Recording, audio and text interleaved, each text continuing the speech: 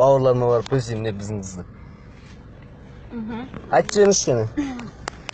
Мына құрметті қонақтар, осы мен өзімді таныстырайын сіздермен. Қонақтар емес, енді алматылықтар және де біздің ағалар, жеңгелер, өзімді таныстырып өтейін сіздермен.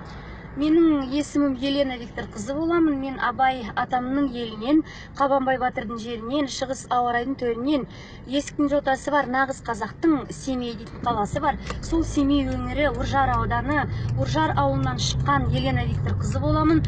Менің ұлтым орыс болғанымен жүрегім қазақ, руым найман. Наймандарға мың сәлем. Және де осы 2013 жылда өткен біздің елімізде, біздің елбасымыздың қатысуымен тілге құрмет, елге құрмет аты байқауының бас жүлдегерімін. Назарбаев қолынан бас жүлде алған кезде маған сұрақ қойған. Сен Елена Викторқызысың, орыстың қызысың, руың қандай деп сұраған еді.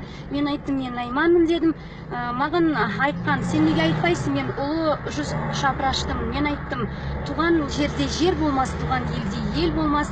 Наймандарымды еш қашанда сатпаймын. Сондықтан наймандарға жететін халық жоқ. Ой, бәрекелді. Ой, рахмет. Қалауыңыз биік болсын. Рахмет.